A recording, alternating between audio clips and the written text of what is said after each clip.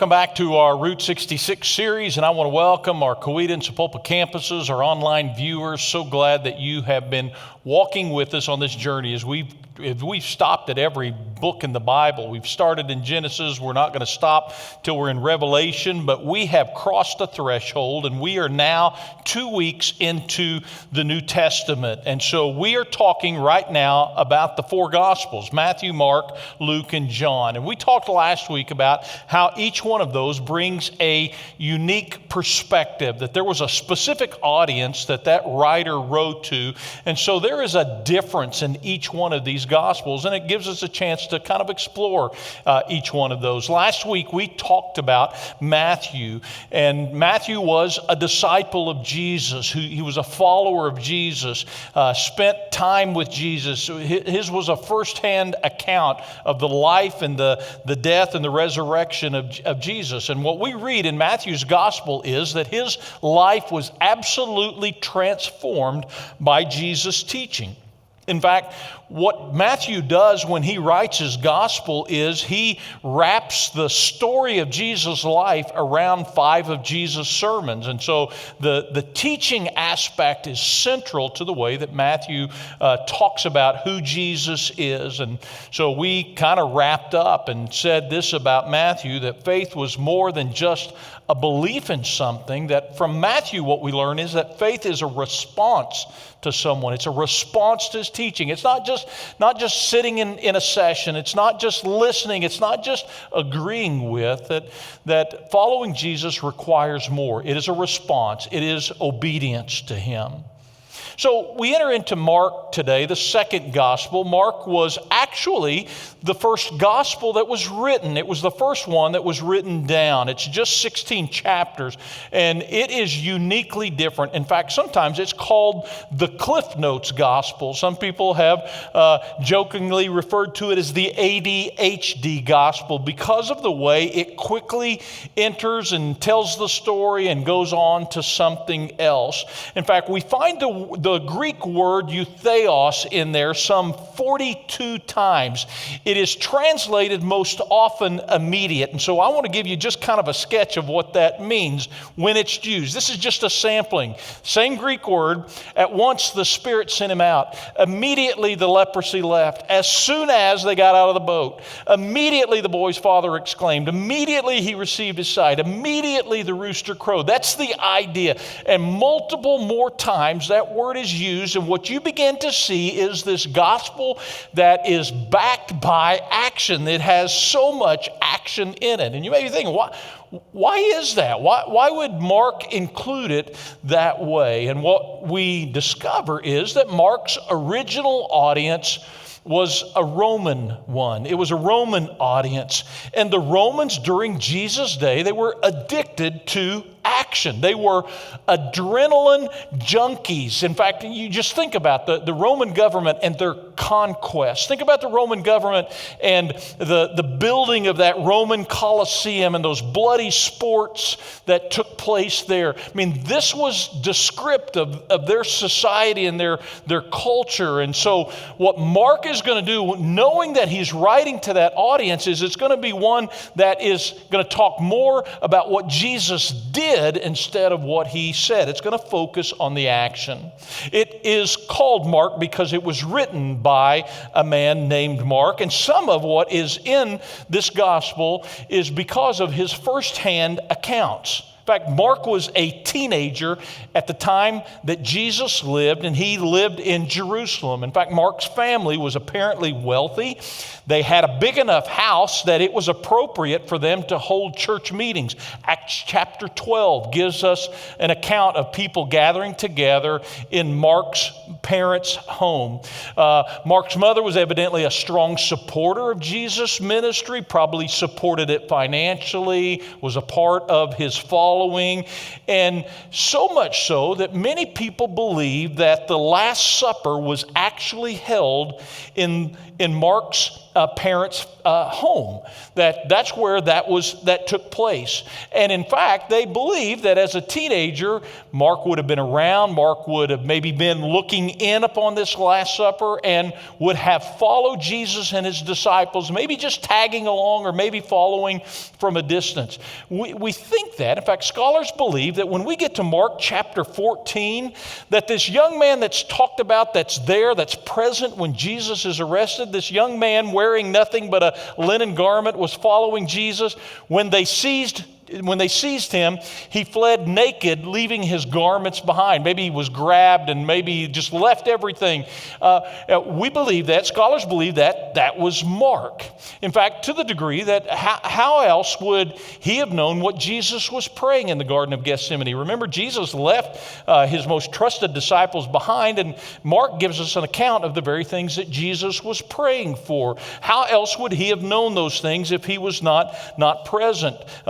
How else would he have known, again, some of the things that even just that he was there? And so we believe that was probably Mark. But Mark also wrote not just from firsthand account, but evidently from eyewitness account by the Apostle Peter. In fact, one early church historian tells us that Mark had a special relationship with the Apostle Peter, was an assistant for him, and ultimately became an interpreter for Peter while he was in Rome.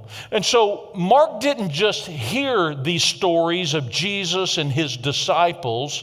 If he wasn't there, he heard them from Peter. And not just hearing them from Peter, he would have, as an interpreter, have retold them time after time after time. And then apparently he wrote them down in his own handwriting. And writing these stories down, he would have had access to Jesus, had access to Jesus' closest followers. And so it shouldn't surprise us knowing Peter as a man of action. Remember, Peter was the one that when Jesus was arrested, he cut the high priest's servant's ear off. I mean, that is descriptive Peter. It's no surprise to us that this book of Mark is one that is heavy on action.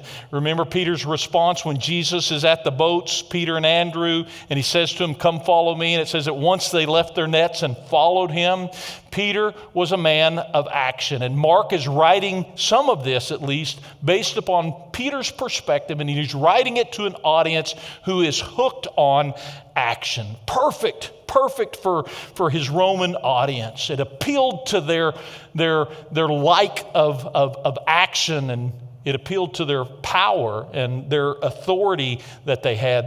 The only thing that it upended for them was a different understanding of Jesus as a servant. If you remember, Jesus describes himself as that, Mark 10:45. He says, "This is my purpose. Son of Man didn't come to be served, but to serve and to give his life as a ransom for many." And it would have been very troubling for Romans to understand Jesus in that capacity, because they understood power and authority. And so it was so counter to them that someone would come not to receive service, but to serve people. And well, the truth is, it's counter to us.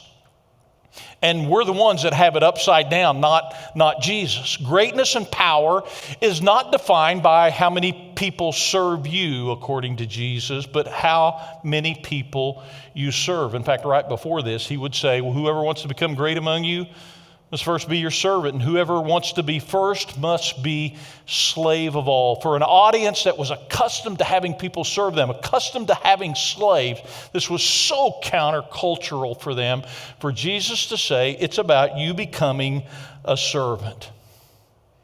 So much of what Jesus did while he walked on this earth and how he served while on this earth revolved around him performing miracles. They were a big part of his ministry. They were a big part of what he did. And so it's no surprise that in Mark's gospel, we see this emphasis on miracles, on the action part of what Jesus does. We see this emphasis on not only action, but the power that Jesus demonstrated while he was on his earth. Multiple miracles are marked for us in this gospel. And maybe partly that's because miracles get our attention. We are drawn to the miraculous. In fact, it's a part of the reason why we do some of the things that we do when we go on a House of Peace search and we're talking to people about, is there anything we can pray for you? We're praying sometimes for miracles for people. In fact, sometimes when people are hesitant to tell us what they want us to pray for, we ask them, if God could do a miracle in your life, what would you have him do? And we pray that for them, and then we let God do his thing. And what we found is that God likes to perform miracles to show people that he's active and that he's involved. I remember a couple of months ago, we knocked on the door of a guy named Kelly, and I asked the normal question, Kelly, is there anything that we can pray for you for? And he says, oh, no, we're doing good. Really don't have anything to pray about. And I said, well, that's okay. If God could just do anything in your life, if God could do anything, a miracle, what would you ask him for? And he said this without cracking a smile. You know, I've always been a Cubs fan. And you know, the Cubs, they haven't done very well, and I'd just like to see them win. I'd like to see them win a World Series sometime. And we, without cracking a smile, said, yeah, that would be, we'll pray for that for you. Now, I'm not much of a baseball follower. I love baseball, but I'm not good at sitting and watching games for that length of time, and I can't keep up with all the stats like some people. I'm not going to mention any names of people that I'm particularly on staff with, you know, that kind of follow such things to great detail. But I know enough to know that the Chicago Cubs have not done well for a long time. Our Coweta campus minister, Ryan Fankhauser, I know he's a fan.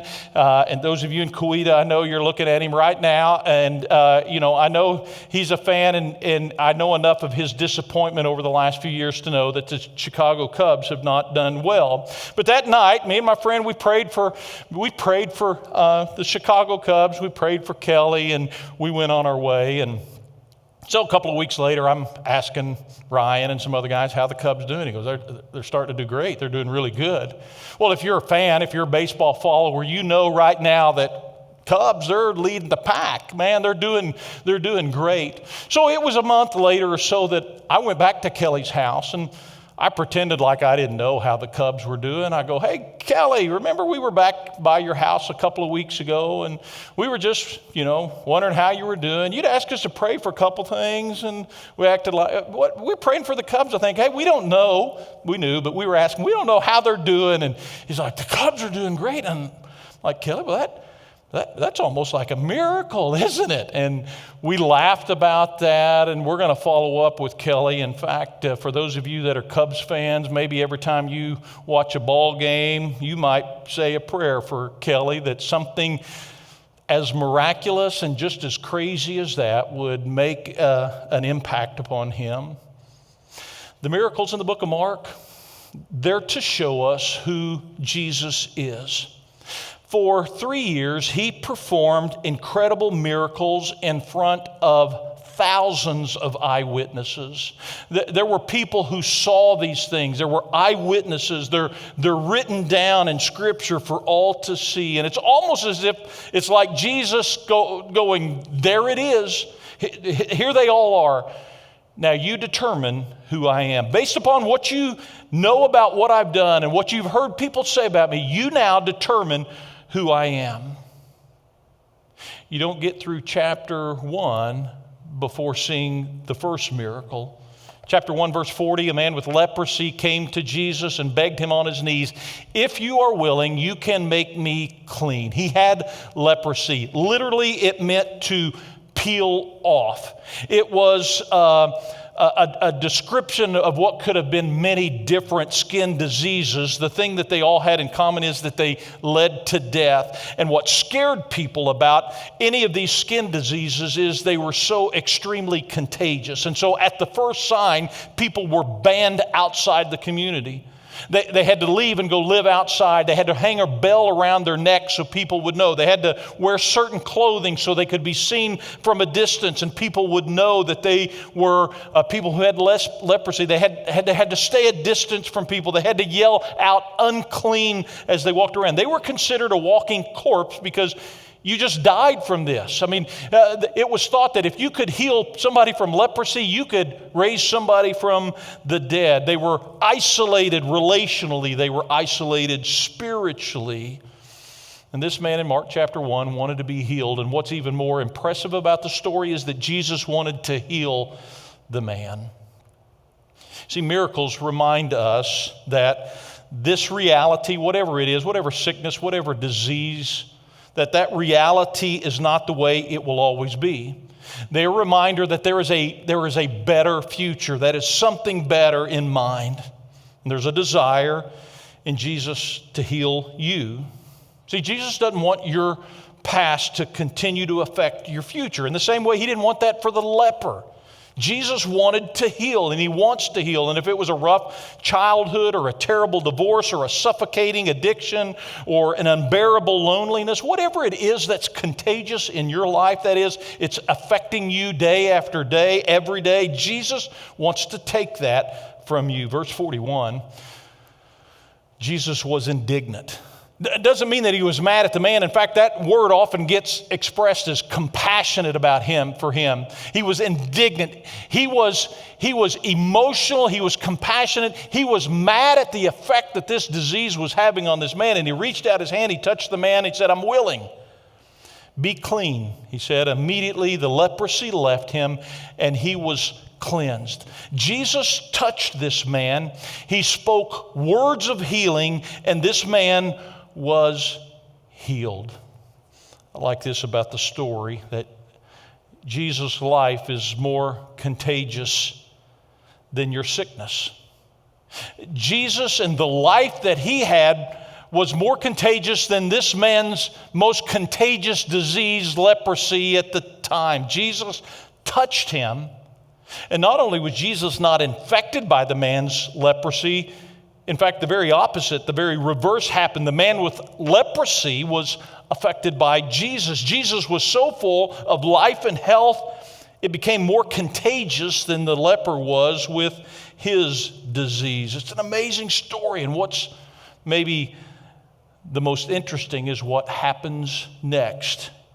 Jesus tells this man, "Listen, what I've done, don't tell anyone about it." There was a reason for that. What I just did, just don't tell anybody about it. But look at what happened in verse 45. Instead, the previous leper, he went out and began to talk freely, spreading the news. And as a result, Jesus could no longer enter a town openly, but stayed outside in lonely places. Yet the people still came to him from everywhere. Why didn't he want the man to tell about him? Because he knew people would flock to him. He couldn't even go into a town because people would just mob him. And what Jesus did by freeing this man from his seclusion actually forces Jesus into seclusion. And it tells us something about Jesus, that Jesus always gives more than he gets. That's just the nature of Jesus. He always gives more than he gets. He gives us new life. He brings new meaning to life. He gave his life so that we could have that kind of life. Wouldn't it make sense that we would do what this man does in the story in Mark chapter 1, that we would want everyone to know what happened to us and who made it happen? In fact, this interesting paradox, the leper was commanded to be silenced, but he told everyone. We've been commanded to tell everyone, but we remain silent. See, the joy that Jesus gives, that life, that joy that he's given us, it stands out in this world of pain and darkness and brokenness. And it's something that we ought to just naturally tell. But I know for many of us it's hard, it's uncomfortable, we don't know what to do, and I think part of it is because we just overcomplicate it. We make it more difficult than it really is. I got to share the gospel with a young woman just this past week. I knocked on her door and asked her if there was anything that I could pray over her about, and she almost immediately burst into tears. She was overwhelmed. She was stressed out. She had just started school. She was in a nursing program. She had just started. She works full time.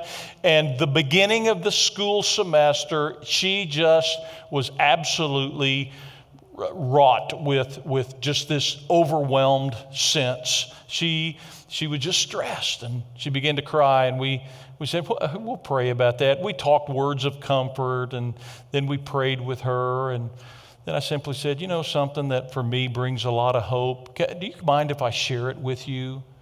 And I shared with her the Three Circles gospel presentation, and shared with her about how Jesus comes into our brokenness, and how Jesus gave up his life, and how he helps us to escape from brokenness, and how we enter back into brokenness and try to bring people into God's perfect plan. And come to find out, she was a believer, and she attended church. But as we left, she said, thank you so much for coming, and thank you for reminding me of something that I just needed to remember today. We make it more difficult. We make it too hard. We make it too complex when it's simply sharing a simple thing about what Jesus has done and the hope and the joy and the life that he brings. Listen, if that's something that you want to do better at being able to articulate with people and feel more comfortable with people, I just want to remind you, we've got a No Place Left training, September 17th. We're going to be doing that. You've got information that you can get about that, but please, please, please come and be a part of that. It's just a Saturday, and whether it's brand new to you or you've been to one of our trainings and you just need to get a refresher about it, come do that for us. Just like Jesus, giving for a Christian is always better than getting. Well, Jesus performs another miracle in Mark chapter 5. It's a little different. Chapter 5, verse 22, one of the synagogue leaders named Jairus came, and when he saw Jesus, he fell at his feet. He pleaded earnestly with him, my little daughter's dying. Please come and put your hands on her that she will be healed and live. And so this man is a synagogue leader. He's like a preacher or a minister at the local church, and he is desperate. His little girl is dying. She is on her deathbed. She is very sick. And maybe he had heard of Jesus, apparently so, and there was no place else for him to turn. This man was desperate. There was no place else to go. And so he comes to Jesus and he just says, please, please, please, can you do something?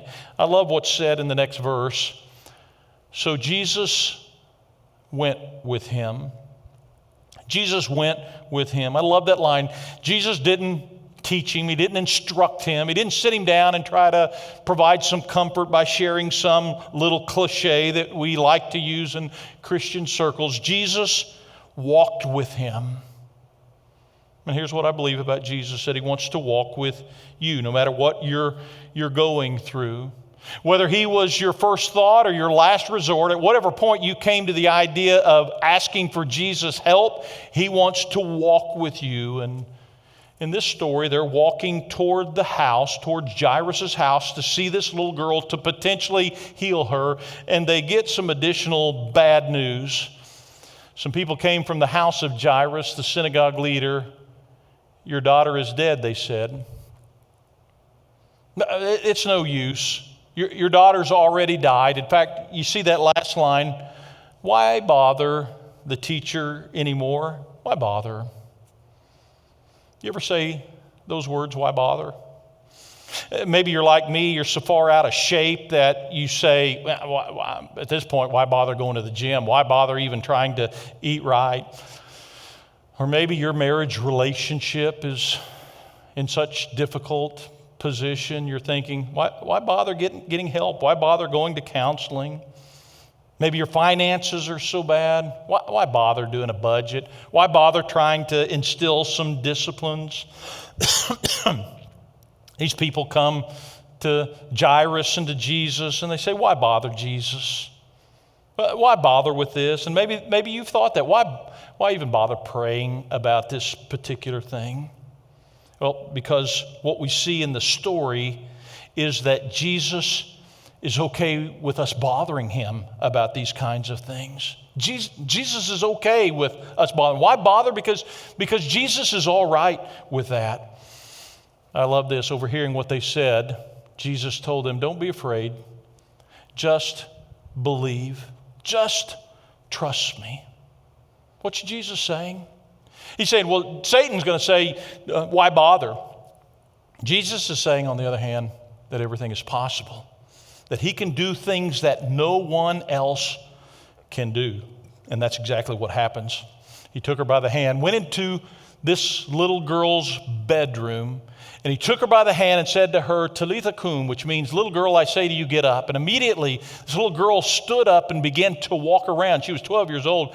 At this, they were completely astonished. I mean, this little girl was not just sick anymore. She was long past that. She had died. Her condition was irreversible. It was not something that she could get better from. She was dead. She was no longer functioning. Her brain was no longer functioning. She was dead. Raising someone from the dead, that puts Jesus in a category all by himself. Nobody can do that. And that's why we bother him. That's why we put our trust in him. That's why we believe in him, because he can do that. You know what I find interesting in the New Testament? The word faith is used as a noun 243 times. Have faith.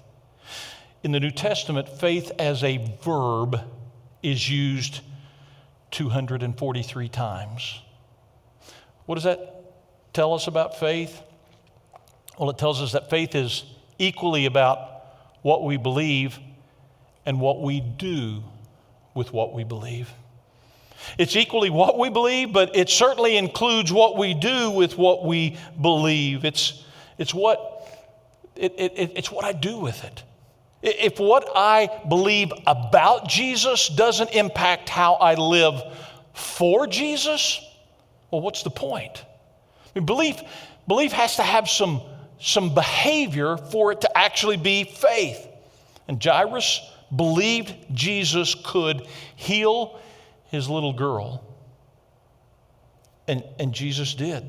He not only healed her, he reversed the irreversible. He raised this girl, and in fact, several chapters later, Jesus is going to do the same thing for himself. He's going to raise himself from the dead. What do you do with a person who seems to be the self-contained source of unlimited power that can do things that no one else? What do you do with him? What do you do with Jesus? And really, the only proper response is you trust him. That he is the giver and the sustainer of life. Far beyond Jesus' ability to heal this little girl was his ability to raise her from the dead. And so because of that, well, we trust him. One of the last things that happens in the story, Jesus says, oh yeah, and give her something to eat. I don't know why that is. Maybe you work up a great appetite being dead. No, that's not it. It tells us that he cares. It tells us that Jesus cares. It shows us that whenever people wanted to direct attention to the healer, Jesus wanted to direct it to the person that he healed. And that's because Jesus is humble. It's because he's a servant. In fact, if you haven't noticed, people with power, they often struggle with humility. Not Jesus, because he came to serve, not to be served. And we love and trust him because of this rare combination of humility and unprecedented power. You know, it's interesting that one of the last statements that's made about Jesus is made by a member of the audience of this particular gospel. Remember, it's written to Romans. It's written to people who considered themselves a part of Rome and the Roman government. And we get to chapter 15, and it's a Roman centurion at the foot of the cross who would have watched how Jesus died, and he made this statement about him almost at the very end of the gospel. Surely this man was the Son of God. A Roman centurion, watching how Jesus died, watching how he humbly gave up his life, said, surely this man was the Son of God.